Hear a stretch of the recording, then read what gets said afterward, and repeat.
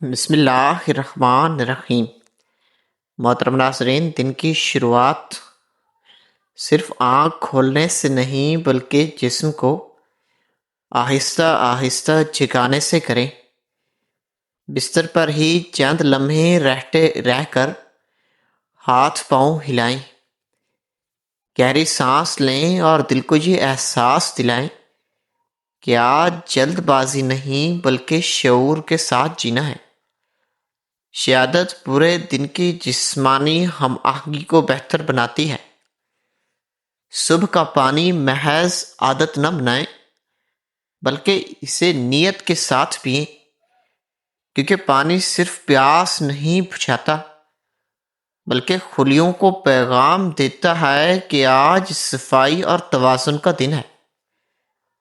ناشتہ چھوڑنے کے بجائے مقدار کم کر سکتے ہیں، کیونکہ خالی پیٹ دن گزارنا جسم کو توانائی کی کمی میں دھکیل دیتا ہے اور ذہنی چڑچڑاپن بڑھا دیتا ہے۔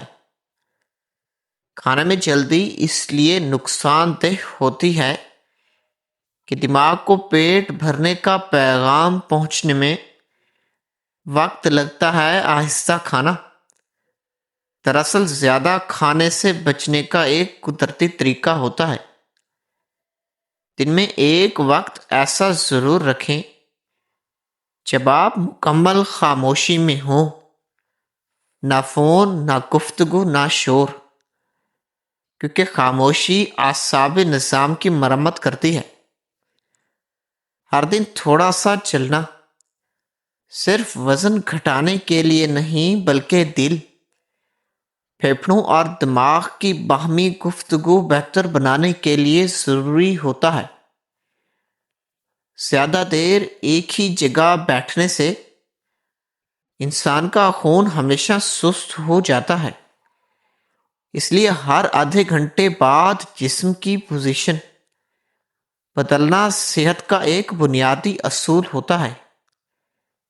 پانی پیتے وقت بیٹھ کر پینا معدے اور گردے دونوں کے لیے فائدہ مند ثابت ہوتا ہے۔ مصنوعی ذائقوں کے بجائے ہمیشہ قدرتی ذائقوں کی عادت ڈالیں، کیونکہ زبان کی تربیت صحت کی پہلی سیڑھی ہوتی ہے۔ ہر دن کسی ایک چیز میں سادگی اختیار کریں، کیونکہ سادگی ذہنی بوجھ کو کم کرتی ہے اور دل کو ہلکا رکھتی ہے۔ حضرت محمد صلی اللہ علیہ وآلہ وسلم کا ارشاد ہے، تم میں سے بہترین وہ ہے جو اپنے اہل کے ساتھ بہتر ہو۔ اس فرمان میں گھریلو سکون اور ذہنی صحت کا راز پوشیدہ ہے۔ مدینہ کے ایک دن حضرت محمد صلی اللہ علیہ وآلہ وسلم نے دیکھا کہ ایک صحابی دن بھر کام اور رات بھر عبادت میں خود کو تھکا رہے ہیں۔ آپ صلی اللہ علیہ وسلم نے انہیں بٹھایا، پانی پلایا اور فرمایا کہ تمہارے جسم پر بھی تمہارا حق ہے۔ یہ واقعہ ہمیں سکھاتا ہے کہ تھکن کو نظر انداز کرنا نیکی نہیں بلکہ جسم پر ظلم ہوتا ہے، اور متوازن زندگی ہی اصل حکمت ہوتی ہے۔ دن کی دھوپ میں چند منٹ گزارنا صرف وٹامن ڈی نہیں بلکہ ذہنی اداسی کو بھی کم کر دیتا ہے۔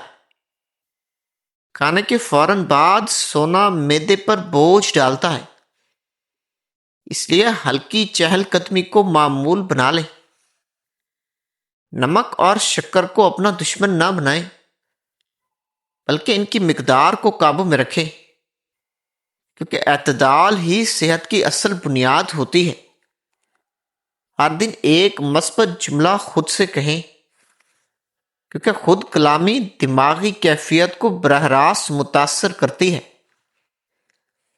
سونے سے پہلے تیز روشنی کم کر دینا نیند کے ہارمونز کو قدرتی طور پر فعال کر دیتا ہے۔ ہر ہفتے ایک دن ایسا رکھیں جب آپ کم بولیں، کم سنیں اور زیادہ محسوس کریں۔ اپنے کندھوں کو بار بار ڈھیلا چھوڑ دینا ذہنی دباؤ کو کم کرنے کا ہی ایک طریقہ ہوتا ہے۔ حضرت محمد صلی اللہ علیہ وآلہ وسلم کا فرمان ہے، اعتدال اختیار کرو، سختی مت کرو۔ یہ اصول خوراک، نیند اور محنت سب پر لاگو ہوتا ہے۔ زیادہ دیر کھڑے رہنے کے بعد بیٹھنا اور بیٹھنے کے بعد کھڑا ہونا جوڑوں کی صحت کے لیے نہایت ضروری ہوتا ہے۔ قدرتی بیج اور اناج آنتوں کے لیے وہ کام کر سکتے ہیں جو دوائیں نہیں کر پاتی۔ ہر دن اپنے جسم کے کسی ایک حصے پر توجہ دیں، کبھی گردن، کبھی کمر، کبھی پاؤں۔ یہ شعور درد کو بڑھنے سے روکتا ہے۔ ذہنی دباؤ کے وقت سانس کو لمبا کرنا دل کی دھڑکن کو خود بخود سست کر دیتا ہے۔ سفر کے دوران ایک مقام پر حضرت محمد صلی اللہ علیہ وآلہ وسلم نے قافلے کو درختوں کے سائے میں روک دیا، حالانکہ منزل وہاں سے دور نہیں تھی۔ آپ صلی اللہ علیہ وسلم نے فرمایا کہ آرام کے بغیر سفر بوجھ بن جاتا ہے۔ یہ واقعہ آج کے تیز رفتار دور میں ہمیں وقفے کی اہمیت سکھاتا ہے۔ پانی میں کبھی کبھار چند قطرے شہد شامل کرنا توانائی اور قوت مدافعت کو بڑھا دیتا ہے۔ ہر دن کچھ نہ کچھ چھوڑنے کی مشق کرے۔ زیادہ کھانا نہیں تو زیادہ سوچنا ہی چھوڑ دے۔ نیند پوری نہ ہو تو جسم سارا دن قرض میں رہتا ہے۔ اس قرض کو خوراک کبھی پورا نہیں کر سکتی۔ اپنی آنکھوں کو اسکرین سے آرام دینے کے لیے دور دیکھنے کی عادت ڈالیں۔ ہر دن فطرت کے کسی رنگ کو غور سے دیکھیں۔ یہ عمل ہمیشہ تازگی دیتا ہے۔ حضرت محمد صلی اللہ علیہ وآلہ وسلم کا قول ہے کہ طاقتور مومن کو اللہ زیادہ محبوب ہے۔ اس میں جسمانی مضبوطی کے ساتھ ذہنی استقامت بھی شامل ہے۔ غصہ کم کرنے کے لیے گہری سانس لینا، اعوذ باللہ پڑھنا، کچھ دیر خاموش رہنا یا کھلی ہوا میں چہل قدمی کرنا اعصاب نظام کو فوری سکون دیتا ہے۔ ورزش اور مراقبہ ذہنی دباؤ کم کرنے اور دل و دماغ میں توازن پیدا کرنے کے بہترین ذرائع ہیں۔ لیموں کا رس اور ایک چمچ چینی ملا کر پینے سے طبیعت میں فوری ہلکا پن محسوس ہوتا ہے۔ غصے کی حالت میں اگر کھڑے ہوں تو بیٹھ جانا، اگر بیٹھے ہوں تو لیٹ جانا جسمانی تناؤ کو کم کر دیتا ہے۔ اپنی کمر سیدھی رکھ کر بیٹھنا صرف ادب نہیں بلکہ ریڑھ کی ہڈی کی بھی حفاظت ہوتی ہے۔ زیادہ مسالہ دار کھانا وقتی لطف تو دیتا ہے مگر نیند اور معدے کو ہمیشہ نقصان پہنچاتا ہے۔ ہر دن دل سے ہنسنے کی کوشش کریں، ہنسی دل کی ورزش ہے۔ مکہ میں ایک موقع پر حضرت محمد صلی اللہ علیہ وآلہ وسلم نے بہت کم پانی سے وضو فرمایا اور پھر فرمایا کہ فضول خرچی نہ کرو۔ یہ واقعہ ہمیں سکھاتا ہے کہ صحت، عبادت اور وسائل تینوں میں توازن ضروری ہے۔ ہر دن اپنے جسم سے ایک شکر کا جملہ کہیں۔ یہ عادت خود نگہداشت کو مضبوط بناتی ہے۔ زیادہ منصوبے ذہنی دباؤ بڑھا دیتے ہیں، اس لیے دن کو چند سادہ کاموں تک محدود رکھیں۔ پاؤں کے تلوں کی ہلکی مالش اعصابی سکون کا قدرتی ذریعہ ہے۔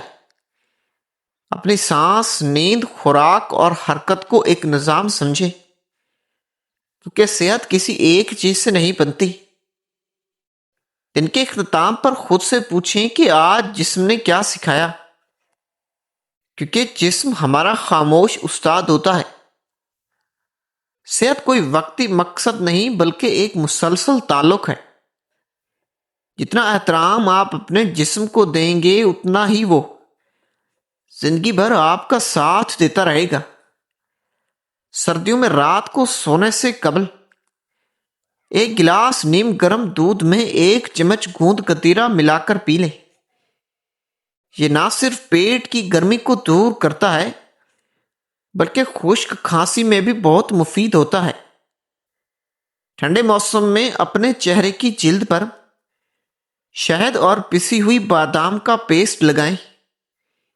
یہ جلد کو اندرونی نمی فراہم کرتا ہے اور سرد ہوا سے ہونے والے نقصان سے بھی بچاتا ہے۔ سردیوں میں نہانے کے لیے گرم پانی میں 1 کپ جو کے آٹے کو ملا دیں۔ یہ جلد کی خشکی، خارش اور ایکزیمیا میں حیرت انگیز آرام پہنچاتا ہے۔ اگر آپ کے ہاتھ پاؤں ٹھنڈے رہتے ہیں تو روزانہ رات کو اپنے پاؤں کے تلوں پر ادرک کا رس لگائیں اور موزے پہن کر سو جائیں۔ یہ ہاتھوں اور پاؤں میں دوران خون کو بہتر بناتا ہے۔ سردیوں میں پینے والے پانی میں 1 چمچ ستو کو ملا کر پی لیں۔ یہ جسم کو اندرونی گرمی فراہم کرتا ہے اور نظام ہاضمہ کو بھی درست رکھتا ہے۔ ٹھنڈے دنوں میں اپنے کانوں اور گلے کو اچھی طرح ڈھانپ کر رکھیں۔ یہ نقصان دہ ہوا کے براہ راست اثر سے بچاتا ہے اور گلے کی خرابی سے بھی محفوظ رکھتا ہے۔ سردیوں میں سبزیوں کا سوپ پیتے وقت اس میں تھوڑی سی ہلدی اور ادرک ضرور ڈالیں اور پھر اس کو پکا لیں۔ یہ قوت مدافعت بڑھانے کے ساتھ جسم کو اندر سے گرم رکھتا ہے۔ اگر آپ کو خشک کھانسی ہے تو 1 چمچ شہد میں 1/4 دار چینی پاؤڈر ملا کر چاٹیں۔ یہ گلے کی خراش کو دور کرتا ہے اور یہ کھانسی کو بھی کم کر دیتا ہے۔ سردیوں میں اپنے بالوں میں تیل لگانے کے بعد ہلکی دھوپ میں بیٹھ جایا کریں۔ یہ تیل کے غذائی اجزاء کو جذب کرنے میں مدد دیتا ہے اور بالوں کو مضبوط بناتا ہے۔ ٹھنڈے موسم میں سونے سے قبل اپنے ہاتھوں اور پیروں پر خالص موم اور زیتون کے تیل کا مرکب لگائیں۔ یہ سردیوں کے موسم میں جلد کو پھٹنے سے بچاتا ہے۔ سردیوں میں کم پانی پینے کی عادت کو لازماً تبدیل کریں۔ گرم ہربل چائے جیسے ادرک، لونگ اور دار چینی کی چائے پینے سے انسان کا جسم ہمیشہ ہائیڈریٹ رہتا ہے۔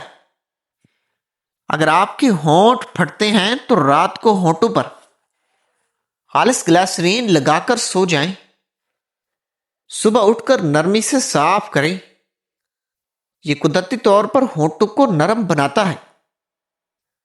سردیوں میں ورزش کرتے وقت گہری سانسیں لیں۔ ٹھنڈی ہوا میں ورزش کرنے سے پھیپھڑوں کی گنجائش بڑھتی ہے اور آکسیجن جذب کرنے کی صلاحیت بھی بہتر ہوتی ہے۔ اپنے بستر پر ایک سوتی چادر بچھا کر سوئیں۔ یہ مصنوعی ریشوں کی نسبت جسم کی قدرتی نمی کو برقرار رکھتی ہے اور بجلی کے اثرات سے بھی بچاتی ہے۔ سردیوں میں اپنے گھر کے فرش پر قالین بچھائیں۔ نہ صرف یہ گرمی فراہم کرتا ہے بلکہ ننگے پاؤں چلنے سے پاؤں کے عقیمی پریشر پوائنٹس کو بھی فعال کر دیتا ہے۔ ٹھنڈے موسم میں کچی سبزیوں اور سلاد کا استعمال کم کریں۔ اس کے بجائے ہلکی بھاپ میں پکائی ہوئی یا بیک کی گئی سبزیاں کھائیں۔ یہ ہاضمے میں آسانی پیدا کرتی ہیں۔ سردیوں میں اپنے ہاتھ پاؤں دھونے کے بعد انہیں اچھی طرح خشک کریں اور پھر کسی ہلکے تیل سے انہیں مالش کریں۔ یہ جلد کے پھٹنے سے ہمیں بچاتا ہے۔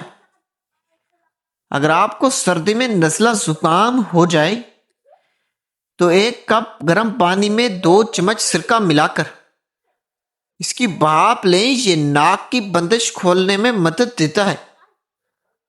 سردیوں میں اپنے موبائل فون اور لیپ ٹاپ کو براہ راست ہیٹر یا ریڈیٹر کے قریب نہ رکھیں۔ یہ ان کی بیٹری لائف کو متاثر کر سکتا ہے۔ ٹھنڈے دنوں میں اپنے کپڑے پہننے سے قبل ہیٹر یا ریڈیٹر پر گرم نہ کریں۔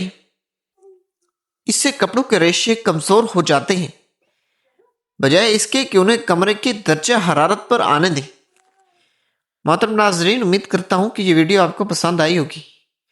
مزید اچھی ویڈیو دیکھنے کے لیے چینل کے ساتھ جڑے رہیے۔ شکریہ، اللہ حافظ۔